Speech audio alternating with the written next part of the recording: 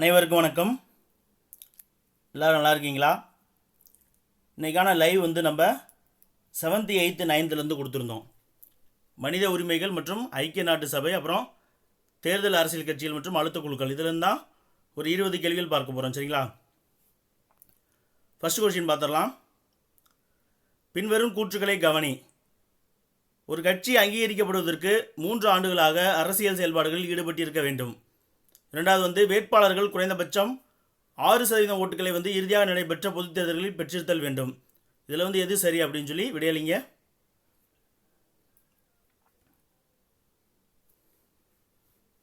அதாவது தேர்தல் அரசியலில் ஈடுபடக்கூடிய கட்சிகளை வந்து என்ன சொல்லுவாங்க, மக்களாட்சியின் முதுகெலும்பு அப்படின்னு சொல்லி அரசியல் கட்சியில் வந்து சொல்லுவாங்க. அந்த கட்சியில் வந்து அங்கீகரிக்கப்பட்ட கட்சிகள் அப்படின்னு சொல்லி தேர்தல் ஆணையம் வந்து அங்கீகரிக்கும். அதற்கான சில நிபந்தனைகள் தான். சரிங்களா? ஆன்சர் பார்த்துடலாம். அதாவது ஒரு கட்சி அங்கீகரிக்கப்படணும்னா 5 ஆண்டுகள், 3 ஆண்டுகள் கிடையாது, 5 ஆண்டுகள் வந்து அரசியல் செயல்பாட்டில் இருக்கணும். அப்போ ஒன்று வந்து தப்பு. இரண்டாவது வந்து வேட்பாளர்கள் குறைந்தபட்சம் 6% ஓட்டுகளை, அதாவது செல்லத்தகுந்த ஓட்டுகளில் 6% ஓட்டுகளை வந்து இறுதியாக நடைபெற்ற பொது தேர்தலில் பெற்றிருத்தல் வேண்டும். இது வந்து கரெக்ட். அப்போ ஆப்ஷன் சி 2 மட்டும்தான் சரி. சரிங்களா?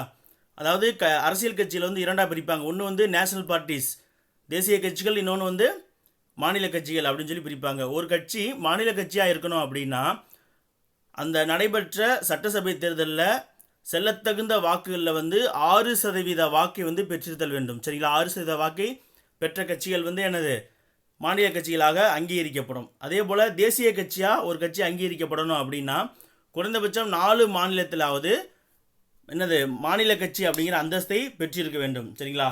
அது மட்டும் இல்லாமல் மக்களவையில் வந்து குறைந்தபட்சம் 2% இடங்களில் வெற்றி பெற்றிருக்க வேண்டும். அப்படி மக்களவையில் வந்து குறைந்தபட்சம் 2% இடங்களில் வெற்றி பெற்றிருந்தால் அந்த கட்சி வந்து மாநில கட்சியாக அங்கீகரிக்கப்படும். அந்த 2%த்தையும் 3 மாநிலங்களுக்கு மேலிருந்து தேர்ந்தெடுக்கப்பட்டால் அது வந்து தேசிய கட்சியாக வந்து அங்கீகரிக்கப்படும். சரிங்களா? இப்போதைக்கு தற்போது இந்தியாவில் இருக்கக்கூடிய தேசிய கட்சிகள் வந்து 6 கட்சி. ஒன்று வந்து பாரதிய ஜனதா கட்சி, அப்புறம் காங்கிரஸ், அப்புறம் வந்து இந்த வடகிழக்கு மாகாணங்கள் பகுதியில் வந்து நேஷனல் கட்சி அப்படின்னு சொல்லி ஒன்று இருக்குது. அது அடுத்து வந்து மார்க்சிஸ்ட் கம்யூனிஸ்ட் கட்சி. சரிங்களா? ஒன்று பிஜேபி. சரிங்களா? பிஜேபி, அடுத்து காங்கிரஸ்ஸு, அடுத்து சிபிஎம்னு வாங்க, அதாவது கம்யூனிஸ்ட் பார்ட்டி ஆஃப் மார்க்சிஸ்ட்டு. சரிங்களா? அடுத்து வந்து Bahujan Samaj party, BSP, Bahujan Samaj, BSP. அடுத்து வந்து அந்த வடகிழக்கு மாகாணங்களில் கூட்டம் இருக்கக்கூடிய ஒரு கட்சி நேஷனல் பார்ட்டி அப்படின்னு சொல்லுவாங்க. சரிங்களா? பீப்புள் நேஷனல் பார்ட்டி அப்படின்வாங்க, அந்த கட்சி ஒன்று. அடுத்ததாக வந்து ஆம் ஆத்மி கட்சி இருக்கு இல்லையா, கெஜ்ரிவாலுடைய கட்சி ஆம் ஆத்மி. இந்த 6 கட்சிகள் தான் வந்து தற்போதைய தேசிய கட்சிகளாக இருக்குது. புத்தகத்தில் வந்து 2017 நிலவரப்படி வந்து 7 கட்சிகள் வந்து இருந்ததாக சொல்லுவாங்க. சரிங்களா? இரண்டாவது கேள்வி போயிடலாம். மக்களுக்கு புதிய உரிமைகளை வழங்கியதுடன் அரசரை சட்டத்திற்கு உட்படுத்திய மனித உரிமை ஆவணத்தின் முன்னோடி எது அப்படின்னு சொல்லி கேட்டிருக்காங்க. ஆன்சர் பண்ணுங்க.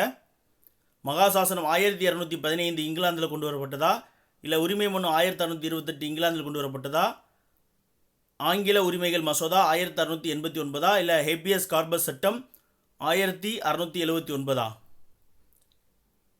எந்த சட்டம் வந்து மக்களுக்கு புதிய உரிமைகளை வழங்கியது மற்றும் அரசரையும் வந்து சட்டத்திற்கு உட்படுத்தியது, சட்டத்தின்படி தான் ஆட்சி அப்படின்னு சொல்லியிருப்பாங்க? எங்கே? இங்கிலாந்துலேருந்து தான். அதை வச்சே ஆன்சர் பண்ணிடலாம். ஆன்சர் வந்து ஆப்ஷன் ஏ, மகாசாசனம், மேக்னா அப்படின்னு சொல்லுவாங்க. சரிங்களா? அதுதான் வந்து 1815 வெளியிடப்பட்டது. சரிங்களா? அந்த சட்டம் தான் வந்து மன்னரையும் வந்து எனது சட்டத்திற்கு உட்படுத்தியது. அடுத்து வந்து உரிமை மனு இருக்குது பார்த்தீங்களா, அந்த உரிமை மனு வந்து என்னென்னா மக்கள் உரிமைகளுடைய தொகுப்பு தான் வந்து உரிமை மனு. சரிங்களா? 1628 வெளியிடப்பட்டது. அதே போல் ஹேபியஸ் கார்பஸ் சட்டம் இருக்குது பார்த்தீங்களா, மக்களின் சுதந்திரத்தை பாதுகாப்பதற்கான சட்டம் தான் வந்து என்னது ஹேபியஸ் கார்பஸ். நம்ம கூட சொல்லும் இல்லையா, ஆட்கொணர்வு நீதி பெறானை, ஹேபியஸ் கார்பஸ் பார்ப்போம் இல்லையா, இது வந்து 1673 தான் கொண்டு வந்தாங்க. சரிங்களா? இது எல்லாமே என்ன அப்படின்னு பார்த்தீங்கன்னா மனித உரிமைகள் அப்படின்ற கருத்து எழுதப்பட்ட மனித உரிமை ஆவணங்களுடைய தொகுப்பு தான் வந்து இது எல்லாமே. இந்த மகாசாசனம், உரிமை மனு, ஆங்கில உரிமைகள் மசோதா, ஹேபியஸ் கார்பஸ், இது தவிர மனிதன் மற்றும் குடிமக்களின் உரிமைகள், அது பற்றி பிரான்ஸ் வந்து ஒரு அறிவிப்பு சொல்லியிருக்கு. இது எல்லாமே வந்து என்னது எழுதப்பட்ட மனித உரிமை ஆவணங்களுடைய ஒரு முன்னோடி தான். 3வது கேள்வி பார்ப்போம். உலக மனித உரிமைகள் தினம் கொண்டாடப்படும் நாள் எது அப்படின்னு சொல்லி கேட்டிருக்காங்க. ஆன்சர் பண்ணுங்க.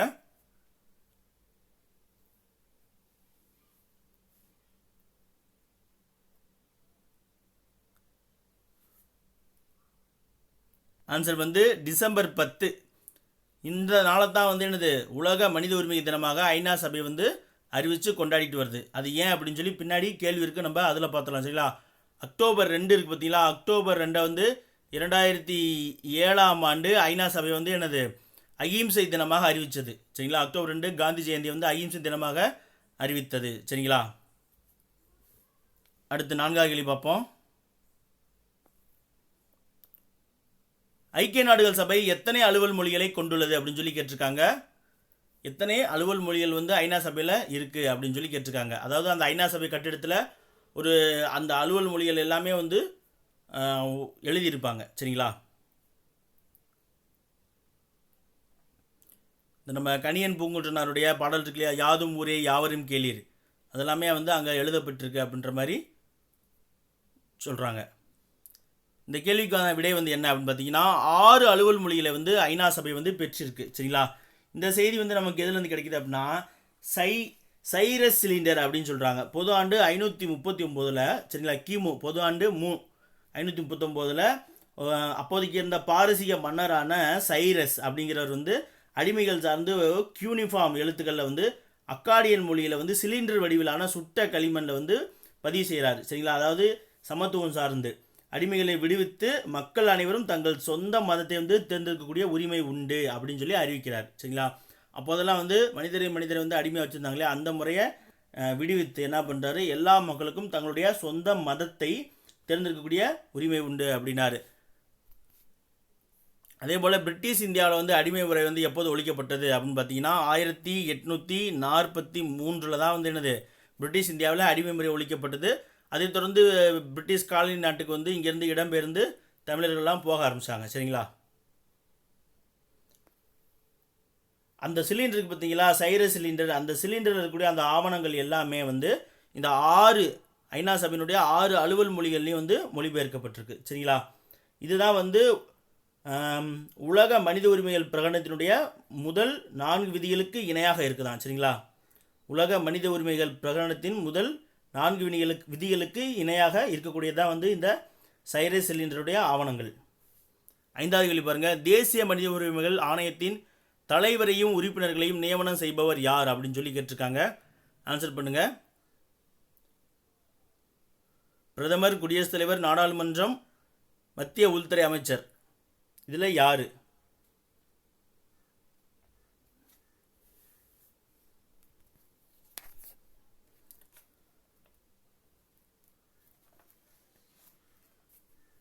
ஆன்சர் பார்த்துடலாமா? அதாவது தேசிய மனித உரிமைகள் ஆணையத்தினுடைய தலைவரை நியமிக்கக்கூடிய அதிகாரம் யார்கிட்ட இருக்குது அப்படின்னா குடியரசுத் தலைவர்கிட்ட தான் இருக்குது. சரிங்களா? அதே போல் தேசிய மனித உரிமைகள் ஆணையத்தினுடைய தலைவராக யார் தேர்ந்தெடுக்கப்படுவாங்க அப்படின்னு பார்த்தீங்கன்னா ஓய்வு பெற்ற உச்சநீதிமன்ற தலைமை நீதிபதி தான் வந்து தேர்ந்தெடுக்கப்படுவார்கள். சரிங்களா? ஒரு தலைவரையும் அப்புறம் சில உறுப்பினர்களையும் கொண்டது தான் வந்து தேசிய மனித உரிமைகள் ஆணையம். இது வந்து 1993ஆம் ஆண்டு சரிங்களா அக்டோபர் 12 அன்னைக்கு வந்து தோற்றுவிக்கப்பட்டது. சரிங்களா?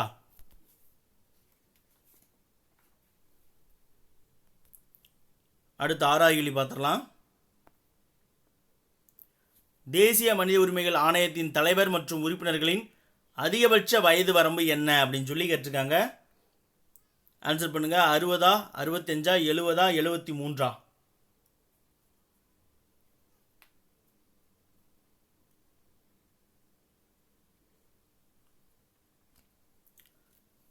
ஆன்சர் பார்த்துடலாமா?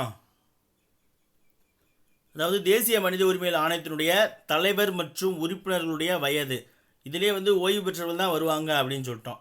அப்போ உச்சநீதிமன்ற தலைமை நீதிபதி வந்து ஓய்வு பெறுவதற்கான வயது என்ன அப்படின்னு பார்த்தீங்கன்னா 65. அப்போ பார்த்தீங்கன்னா 70 வயது வரைக்கும் அதிகபட்ச வயது வரம்பு தர்றாங்க. சரிங்களா? தேசிய மனித உரிமைகள் ஆணையத்தினுடைய தலைவர் மற்றும் உறுப்பினர்களுக்கு பொதுவாக வந்து 5 ஆண்டுகள். சரிங்களா? அவர்களுடைய பதவிக்காலம் வந்து 5 ஆண்டுகள் அல்லது 70 வயது வரை. இதில் வந்து எது முன்னாடி வருதோ, ஒன்று 5 வருஷம் முன்னாடி முடிஞ்சிருச்சுன்னா 5 வருஷம் முடிஞ்சிடும். இல்லை வயசு 70 ஆயிடுச்சுன்னா அதுக்கு மேலே வந்து அவங்க தலைவராகவோ இல்லை உறுப்பினராகவோ செயல்பட முடியாது. சரிங்களா?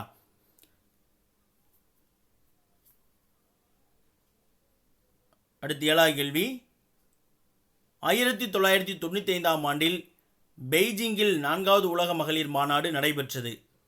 காரணம் பெண்களின் உரிமைகளை அங்கீகரிப்பதற்கும் உலகளவில் பெண்களின் வாழ்வாதாரத்தை மேம்படுத்துவதற்குமான ஒரு தளத்தை உருவாக்கியது அப்படின்னு சொல்லி கொடுத்துருக்காங்க. ஆன்சர் பண்ணுங்க.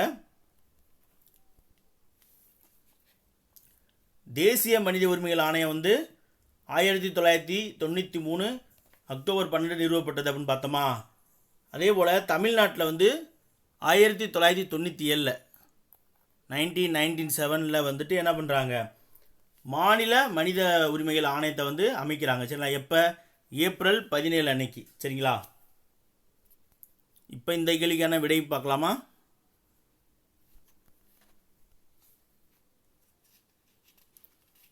அதாவது கூற்று பாருங்க. 1995 வந்து சீனாவில் இருக்கக்கூடிய பெய்ஜிங்கில் தான் வந்து என்னது 4வது உலக மகளிர் மாநாடு அப்படின்றது நடைபெற்றது. சரிங்களா? அதற்கு முன்னாடி வந்து பார்த்திங்கன்னா 1979 வந்து ஒரு மாநாடு நடைபெறும். அந்த மாநாட்டில் வந்து பெண்களுக்கு எதிரான அனைத்து வகையான பாகுபாடுகளையும் நீக்குவதற்கான மசோதா வந்து ஐநா பாதுகாப்பு சபை வந்து ஏற்றுக்கொண்டது. சரிங்களா? அதற்கு ஏற்றுக்கொண்டது. அது தவிர ஒரு 2 விஷயங்கள் வந்து சொல்லியிருக்காங்க.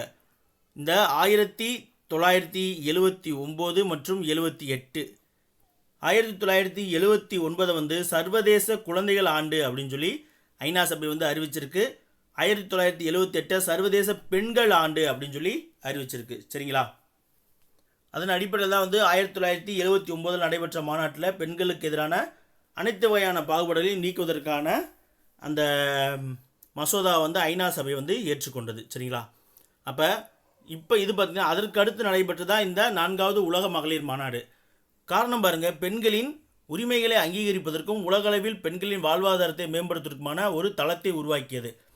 1995 4வது மாநாடு பெய்ஜிங்கில் நடைபெற்றது. இது வந்து கரெக்டு. இந்த மாநாட்டில் தான் வந்து என்னது பெண்களுடைய உரிமை அங்கீகரிப்பதற்கு உலகளவில் பெண்களின் வாழ்வாதாரத்தை மேம்படுத்துவதற்குமான ஒரு தளத்தை வந்து என்னது உருவாக்கியது. காரணம் வந்து சரி. அப்போ கூற்று காரணம் சரி, காரணம் வந்து கூற்றை வந்து சரியாக விளக்குகிறது. எங்கே இருக்குது? ஆப்ஷன் சி தான் வந்து சரியான விடை. சரிங்களா? 8வது கேள்வி பார்ப்போம். இந்திய தேர்தல் நடத்தை விதிகள் 1961 என்னும் சட்டத்தின் விதி எண் 49(O) என்பது என்ன அப்படின்னு சொல்லி கேட்டிருக்காங்க. சரிங்களா? சட்டமன்ற தேர்தல் வழிமுறைகளா இல்லை நாடாளுமன்ற தேர்தல் வழிமுறைகளா, வாக்காளர்கள் மேற்கொண்ட எவரும் இல்லை எனும் பொத்தானா, வாக்காளர் சரிபார்க்கும் காகித தணிக்கை சோதனையா?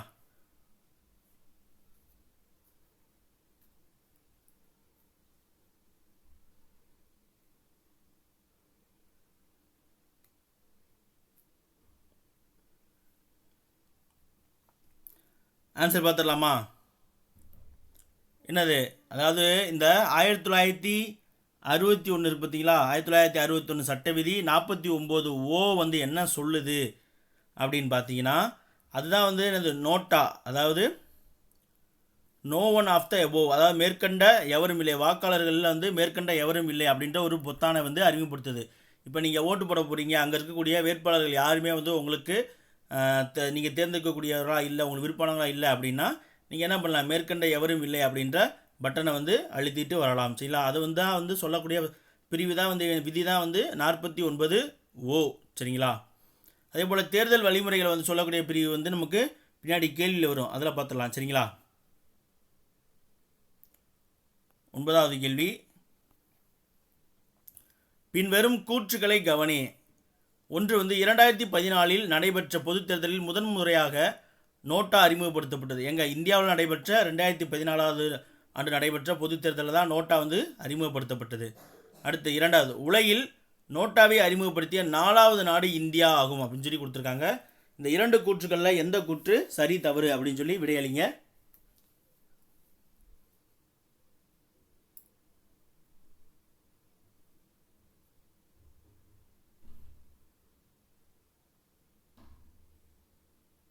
ஆன்சர் பார்த்துடலாங்களா? 2014 நடைபெற்ற பொதுத் தேர்தலில் வந்து முதன்முறையாக இந்தியாவில் வந்து நோட்டா வந்து அறிமுகப்படுத்தப்பட்டது. சரிங்களா, இது வந்து மிகச்சரி. தேர்தல் ஆணையம் வந்து நோட்டாவை வந்து அறிமுகப்படுத்தியது. அடுத்து 2வது பாயிண்ட் பாருங்கள். உலகில் நோட்டாவை அறிமுகப்படுத்திய 4வது நாடு இந்தியா அப்படின்னு சொல்லி கொடுத்துருக்காங்க. இதுதான் வந்து தவறு. சரிங்களா, 4வது நாடு கிடையாது, 14வது நாடு தான் வந்து இந்தியா. சரிங்களா, அதே போல் இந்தியாவில் வந்து மின்னணு வாக்குப்பதிவு இயந்திரத்தில் வந்து நோட்டா சின்னம் இருக்குது. இந்தியாவில் இப்போ வந்து ஓட்டு வந்து பேப்பர் சிஸ்டம் கிடையாது, ஓட்டு போட்டிருப்பீங்க எல்லாருக்கும் தெரியும், இவிஎம் மிஷின். சரிங்களா, மின்னணு வாக்குப்பதிவு எலக்ட்ரோ ஓட்டிங் மிஷின். சரிங்களா, அதில் தான் வந்து இப்போ தேர்தலெலாம் நடைபெற்று கொண்டு வருகிறது. அடுத்து 10வது கேள்வி பார்ப்போமா. தவறான இணையை தேர்வு செய்க. அதாவது ஒரு கட்சி முறை நடைமுறையில் உள்ள நாடுகள், இரு கட்சி முறை உள்ள நாடுகள், பல கட்சி முறை உள்ள நாடுகள், இதில் வந்து எது தவறான இணையாக கொடுக்கப்பட்டிருக்கு அப்படின்னு சொல்லி ஆன்சர் பண்ணுங்க. நேற்றைக்கான லைவில் கூட சொல்லியிருப்பேன், ஒரு கட்சி முறை இரு கட்சி முறையை பற்றி சொல்லியிருப்பேன்.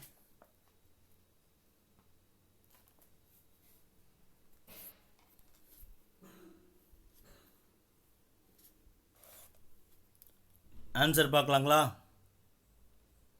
ஒரு கட்சி முறை உள்ள நாடு சீனா, கியூபா அப்படின்னு சொல்லி கொடுத்துருக்காங்க. இது வந்து மிகச்சரி. சீனா, கியூபா மற்றும் முன்னாள் சோவியத் ரஷ்யா, இங்கே எல்லாமே வந்து என்னது ஒரு கட்சி முறை தான் இருந்துச்சு. இங்கே வந்து ஒரே ஒரு கட்சி மட்டும்தான் இருக்கும், மற்ற கட்சிகள் வந்து செயல்பட வந்து தடை இருக்கும். சரிங்களா, அடுத்து இரு கட்சி முறை. இரு கட்சி முறையும் வந்து நம்ம நேற்றைக்கு லைவ்லேயே சொல்லியிருப்பேன். என்னது இங்கிலாந்து மற்றும் ஐக்கிய அமெரிக்க நாடுகள் அங்கெல்லாம் வந்துருக்கும். அப்புறம் ஆஸ்திரேலியாலையும் வந்து இரு கட்சி முறை தான் இருக்குது. சரிங்களா, ஐக்கிய அமெரிக்க நாடுகள். அமெரிக்காவில் இருக்கக்கூடிய இரண்டு கட்சி என்ன அப்படின்னு பார்த்தீங்கன்னா, ஒன்று குடியரசு கட்சி, இன்னொன்று வந்து ஜனநாயக கட்சி அப்படின்னு சொல்லி 2 கட்சி இருக்குது. சரிங்களா, பல கட்சி முறை வந்து இங்கிலாந்து முன்னாள் சோவியத் யூனியன் சொல்லி கொடுத்துருக்காங்க. இந்த இங்கிலாந்து முன்னாள் சோவியத் யூனியன், இதில் இங்கிலாந்து வந்து இரட்டை கட்சி கொண்டது, முன்னாள் சோவியத் யூனியன் வந்து ஒரு கட்சி முறைக்கு எடுத்துக்காட்டு. சரிங்களா, அப்போ பல கட்சி முறைக்கு எடுத்துக்காட்டு என்ன அப்படின்னு பார்த்தீங்கன்னா, இத்தாலி, ஃப்ரான்ஸு, இந்தியா, இலங்கை போன்ற நாடுகள் எல்லாமே வந்து என்னது பல கட்சி முறைக்கு எடுத்துக்காட்டு. ஆப்ஷன் சி தான் வந்து 10வதுக்கு சரியான விடை. சரிங்களா, அடுத்து 11வது கொஸ்டின் போயிடலாம். பொது கணக்கு குழுவின் தலைவராக நியமனம் செய்யப்படுபவர் யார்? முதலமைச்சரா, ஆளுநரா, எதிர்க்கட்சி தலைவரா, இல்லை சட்டமன்றத்தினுடைய சபாநாயகரா? ஆன்சர் பண்ணுங்க.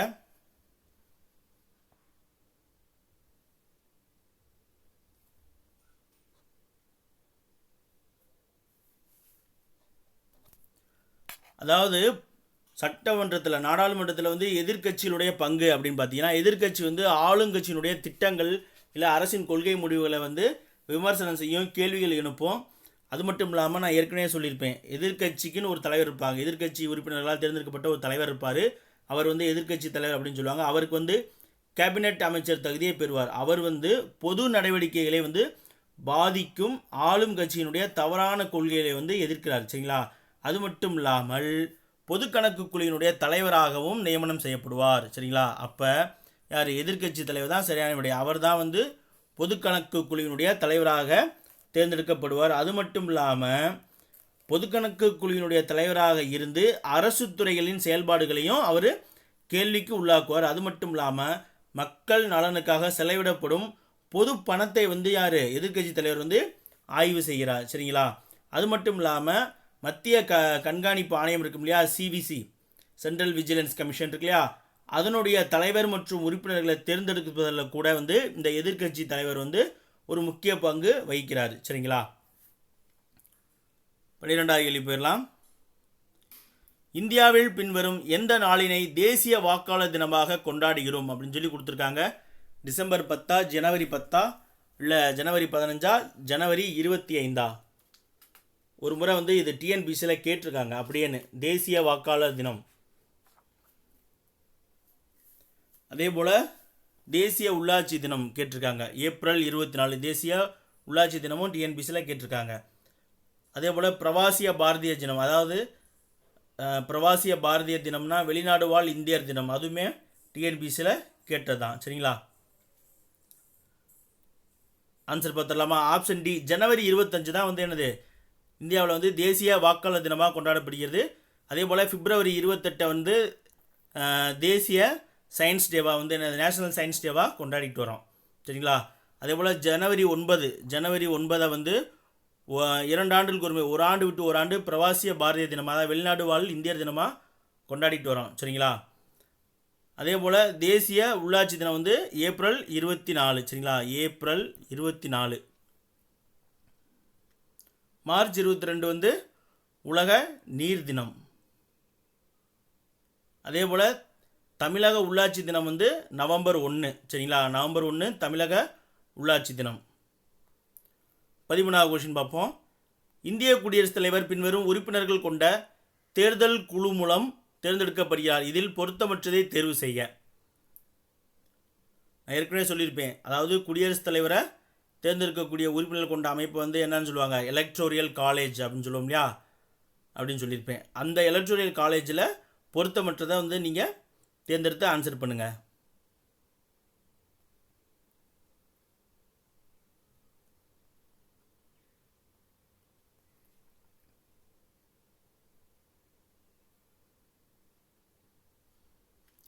ஆன்சர் பார்த்துடலாம். ஆப்ஷன் ஏ பாருங்க, பாராளுமன்றத்தின் இரு அவையின் தேர்ந்தெடுக்கப்பட்ட உறுப்பினர்கள். இது வந்து கரெக்ட். இரு பாராளுமன்றத்தில் இருக்கக்கூடிய மேலவை கீழவை என்று சொல்லப்படுகிற இரு அவையினுடைய தேர்ந்தெடுக்கப்பட்ட உறுப்பினர்கள், நியமனம் செய்யப்பட்ட உறுப்பினர்கள் கிடையாது. சரிங்களா? அப்போ ஏ வந்து கரெக்ட். அடுத்து பி, இந்தியாவில் உள்ள அனைத்து மாநிலத்தில் உள்ள தேர்ந்தெடுக்கப்பட்ட சட்டமன்ற உறுப்பினர்கள். இதுவுமே வந்து மிகச்சரி. அனைத்து மாநிலங்களிலும் இருக்கக்கூடிய சட்டமன்றத்தில் தேர்ந்தெடுக்கப்பட்ட உறுப்பினர், இங்கேயும் தேர்ந்தெடுக்கப்பட்ட உறுப்பினர்கள் தான். அடுத்து அனைத்து யூனியன் பிரதேசங்களில் உள்ள தேர்ந்தெடுக்கப்பட்ட சட்டமன்ற உறுப்பினர்கள். ஆமாம், யூனியன் பிரதேசத்தில் இருக்கக்கூடிய சட்டமன்றத்தில் தேர்ந்தெடுக்கப்பட்ட உறுப்பினர்கள். அப்படி பார்த்தா 2 யூனியன் பிரதேசத்துக்கு மட்டும்தான் வந்து கலந்துக்குவாங்க. ஒன்று டெல்லி, இன்னொன்று புதுச்சேரி. ஏன்னா அங்கே தான் வந்து தேர்ந்தெடுக்கப்பட்ட உறுப்பினர்கள் இருக்காங்க. தனியாக வந்து சட்டமன்றம் இருக்குது. ஆப்ஷன் சியுமே வந்து கரெக்ட். அப்போ டி தான் தவறாக இருக்கணும். என்னென்னு பார்ப்போம். பாராளுமன்ற இரு அவைகள் மற்றும் மாநில சட்டமன்றங்களில் உள்ள நியமன உறுப்பினர்கள் அப்படின்னு சொல்லி கொடுத்துருக்காங்க. நியமன உறுப்பினர்கள் வந்து பங்கெடுக்க மாட்டாங்க. எனது குடியரசுத் தலைவர் தேர்தல். அப்போ ஆப்ஷன் டி தான் கரெக்ட். 14வது கொஸ்டின் பார்ப்போம். இந்திய அரசியலமைப்பின் பகுதி 15 காணப்படும் 324 முதல் 329 வரையிலான பிரிவுகள் என்பது என்ன? எதை சொல்லுது? தேர்தல் முறைகளை சொல்லுதா, தேர்தல் ஆணையத்தை சொல்லுதா, அழுத்த குழுக்கள் சொல்லுதா, இல்லை எதிர்க்கட்சி தலைவருடைய நியமனங்கள் பற்றி சொல்லுதா?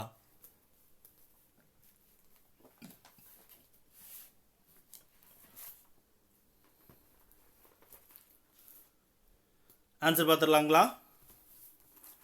அதாவது இந்திய அரசியலமைப்புடைய பகுதி 15 பிரிவு 324 முதல் 29 வரை எதை சொல்லுது அப்படின்னா தேர்தல் முறைகளை வந்து சொல்லுது. சரிங்களா? தேர்தல் நடத்தக்கூடிய முறைகளை சொல்லக்கூடியது. ஆப்ஷன் ஏ தான் கரெக்டான ஆன்சர். 15வது கேள்வி பார்ப்போம். நாட்டின் சுதந்திரமான நியாயமான தேர்தலை உறுதி செய்திட தன்னிச்சையான தேர்தல் ஆணையம் அமைத்திட இந்திய அரசியலமைப்பின் எப்பிரிவு வழிவகை செய்கிறது அப்படின்னு சொல்லி கேட்டிருக்காங்க. ஆன்சர் பண்ணுங்க.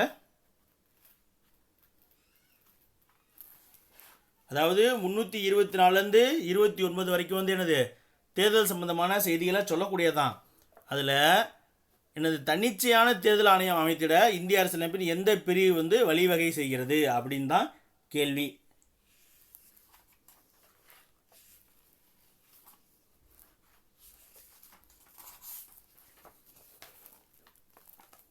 ஆன்சர் பார்க்கலாமா?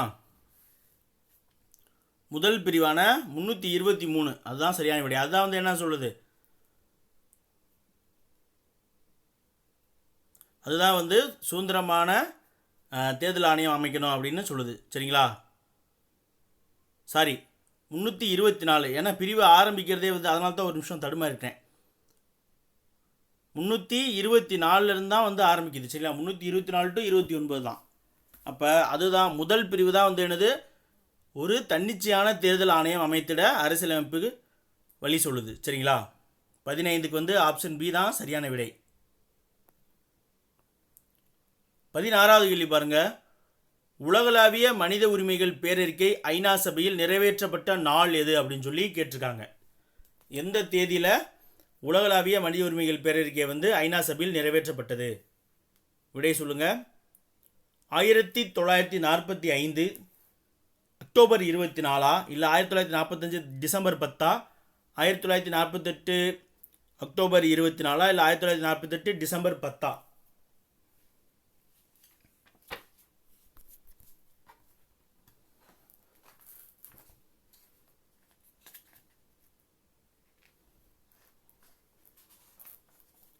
ஆன்சர் வந்து என்ன தெரியுங்களா? 1948 டிசம்பர் 10 சரிங்களா? அன்றைய நாள் வந்து இங்கே பாரிஸில் நடைபெற்ற ஐநா மீட்டிங்கில் தான் வந்து உலகளாவிய மனித உரிமைகள் பேரறிக்கை வந்து ஐநா சபை ஏற்றுக்கொண்டது. அதனால தான் என்னது ஒவ்வொரு ஆண்டும் மனித உரிமைகள் தினமாக டிசம்பர் 10 வந்து நம்ம கொண்டாடிட்டு வரோம் சரிங்களா?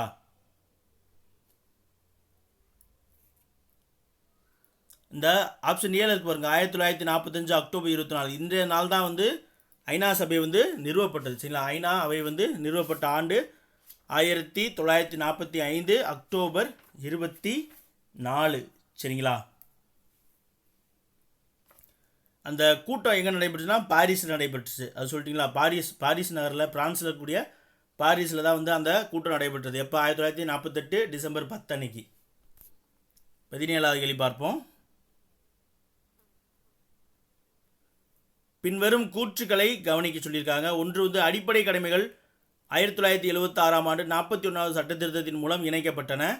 அரசியலமைப்பு 11 அடிப்படை கடமைகளை வந்து குறிப்பிடுகின்றது அப்படின்னு சொல்லி கொடுத்துருக்காங்க. ஆன்சர் பண்ணுங்கள். 17வது கேள்விக்கு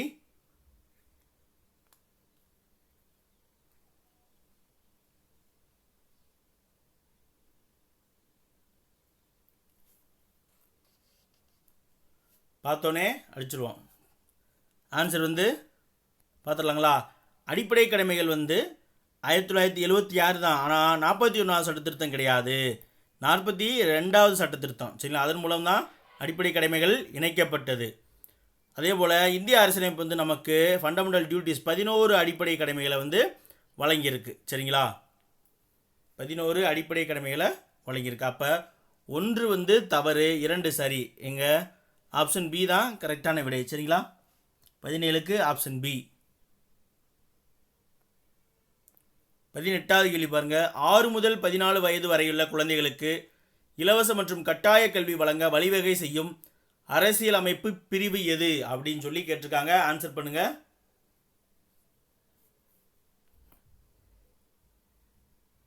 பிரிவு 21, 21A இல்லை 21B, 21A கிளாஸ் 1.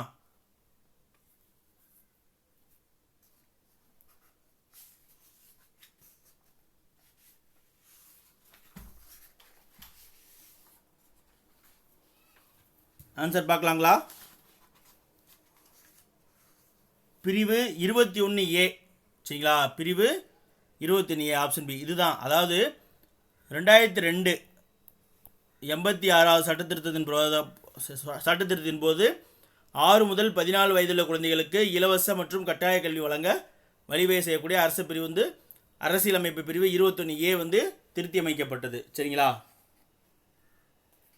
அடுத்து 19வது கேள்வி பார்ப்போமா? இந்த 21 இருக்கு பார்த்தீங்களா? இந்த 14 வயதுள்ள குழந்தைகளுக்கு இலவச மற்றும் கட்டாய கல்வி வழங்க வழிவகை செய்கிறது. இது முன்னாடி அடிப்படை கடமை, அதுக்கு முன்னாடி வந்து பிரிவு 45 இருந்துச்சு சரிங்களா? 45 இருந்தது தான் 86வது சட்டத்திருத்தத்தின் மூலயமா திருத்தம் செய்யப்பட்டு 21 கீழ் கொண்டு வரப்பட்டது. அதன் காரணமாக தான் 2009 அனைத்து குழந்தைகளுக்குமான கல்வி சட்டம் வந்து இயற்றப்பட்டது சரிங்களா? அடிப்படை கல்வி சட்டம் 2009 கொண்டு வரப்பட்டது. அடுத்து 19வது கேள்வி பார்ப்போம். கூற்று காரணமாக கொடுத்துருக்காங்க. குற்றவியல் சட்ட திருத்த சட்டம் 2018 இந்திய குற்றவியல் சட்டத்தில் கடுமையான திருத்தங்களை கொண்டு வந்தது. காரணம் வந்து பாலியல் குற்றங்களில் இருந்து குழந்தைகளை பாதுகாக்கும் சட்டம் 2012 ஒவ்வொரு நிலையிலும் குழந்தைகளின் நலனை மையமாக கொண்டு செயல்படுகிறது. ஆன்சர் பண்ணுங்க.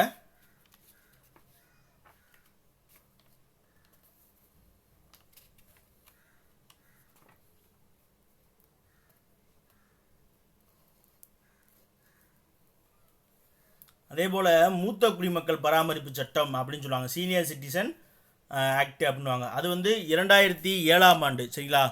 மூத்த குடிமக்கள் பராமரிப்பு சட்டம் வந்து 2007ஆம் ஆண்டு கொண்டு வரப்பட்டது சரிங்களா?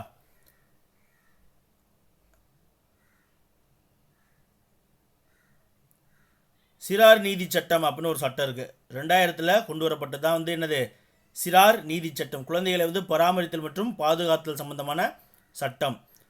அதே போல் குழந்தை தொழிலாளர் சட்டம், அதாவது தடை மற்றும் சீரமைப்பு சட்டம்ன்றாங்க. 1986 கொண்டு வந்திருப்பாங்க. குழந்தை தொழிலாளர் சட்டம், தடை மற்றும் சீரமைப்பு சட்டம். சரிங்களா? இந்த கேள்விக்கான விடை பார்ப்போம். அதாவது குற்றவியல் திருத்தச் சட்டம் 2018. சரிங்களா?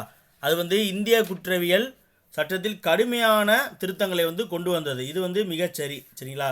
கடுமையான திருத்தங்களை வந்து கொண்டு வந்தது. காரணம் பாருங்க, பாலியல் குற்றங்களில் இருந்து குழந்தைகளை பாதுகாக்கும் சட்டம் 2012 ஒவ்வொரு நிலையிலும் குழந்தைகளின் நலனை மையமாக கொண்டு செயல்படுகிறது அப்படின்னு சொல்லி கொடுத்துருக்காங்க. அதாவது இந்த போக்சோ ஆக்ட் இருக்கு பார்த்தீங்களா, protection of children from sexual offence act 2012, POCSO சட்டம் வந்து 2012ஆம் ஆண்டு கொண்டு வரப்பட்டது. சரிங்களா? அப்போ இந்த போக்சோ சட்டத்தை பார்த்தீங்களா, பாலியல் குற்றங்களிலிருந்து குழந்தைகளை பாதுகாக்கும் சட்டம் ஒவ்வொரு நிலையிலும் குழந்தைகளின் நலனை மையமாக கொண்டு செயல்படுகிறது. காரணம் வந்து சரி. அதே போல் குற்றவியல் திருத்த சட்டம் வந்து 2018 கொண்டு வந்தது. என்னது? சட்டத்தில் வந்து கடுமையான திருத்தங்களை கொண்டு வந்தது. இதுவுமே வந்து கரெக்டு. கூற்றும் சரி, காரணமும் சரி.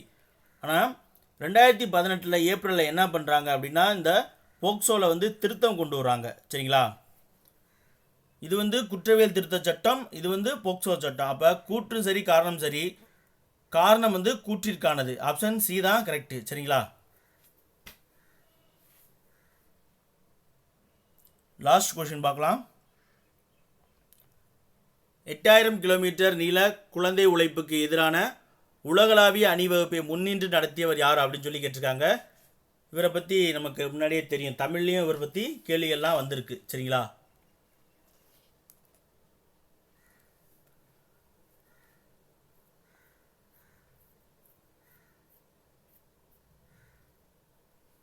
ஆன்சர் வந்து கைலாஷ் சத்யாத்ரி.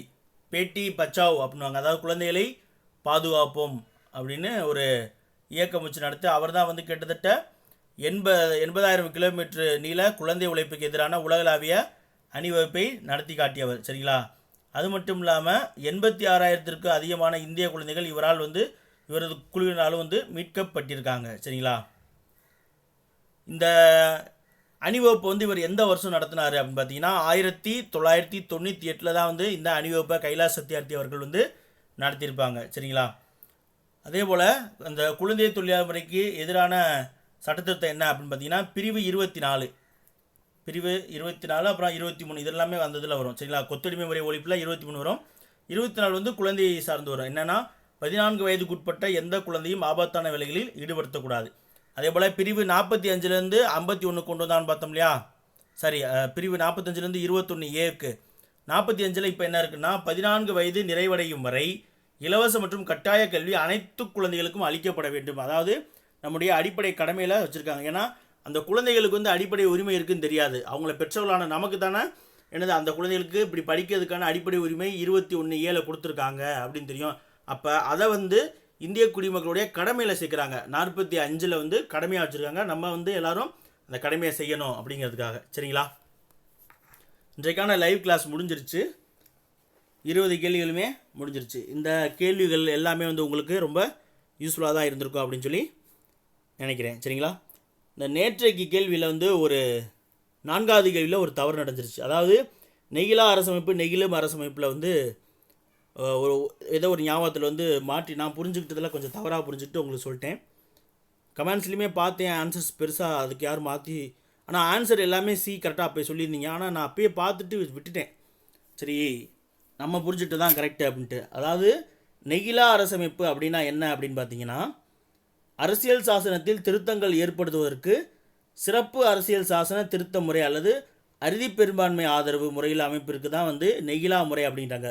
சாதாரண முறையில் செய்யக்கூடியதை வந்து சாதாரண சட்டங்கள் மூலமாக ஒரு அரசமைப்பை வந்து திருத்த முடியும் அப்படின்னா அது வந்து நெகிழும் அரசமைப்பு அப்படின்றாங்க. அறுதி பெரும்பான்மை அல்லது சிறப்பு பெரும்பான்மை இருக்கணும், அப்படி இருந்தால் அது வந்து நெகிழா அரசமைப்பு அப்படின்னு சொல்லுவாங்க. அப்படி பார்த்தீங்கன்னா வந்து 368 வந்து என்ன, அது 3 வகையான சிறப்பான இது சொல்லியிருக்கு. அப்போ அது வந்து நெகிழா அரசமைப்பு அப்படிங்கிறது தான் கரெக்டு. 4வது கேள்வி. அப்போ ஆப்ஷன் சி தான் வந்து அதற்கு சரியான விடை. சரிங்களா? அந்த ஒரு கேள்வி மட்டும் கரெக்ஷன் பண்ணிக்கோங்க. இந்த லைவ் வந்து முடிஞ்சிருச்சு. மீண்டும் நாளைக்கான லைவில் பார்க்கலாம். சரிங்களா? நாளைக்கான லைவுக்கு வந்து எல்லோரும் நல்லா படிச்சுட்டு வந்துடுங்க. நல்லா சாப்பிடுங்க, தேவையான அளவுக்கு தூங்கி ரெஸ்ட் எடுங்க. சரிங்களா? அதே போல் கன்சிஸ்டண்ட்டாக தொடர்ச்சியாக படிங்க. சரிங்களா? தமிழுக்கு நம்ம சில பாடங்கள் தான் கொடுத்துருக்கோம். அதே போல் ஜிகேவுக்கு ஒரு குறிப்பிட்ட அளவு பாடங்கள் தான் கொடுத்துட்டு வரோம். இதை வந்து ஒரு நல்ல ரிவிஷனாகவும் யூஸ் பண்ணிக்கோங்க. சரிங்களா? தேங்க்யூ.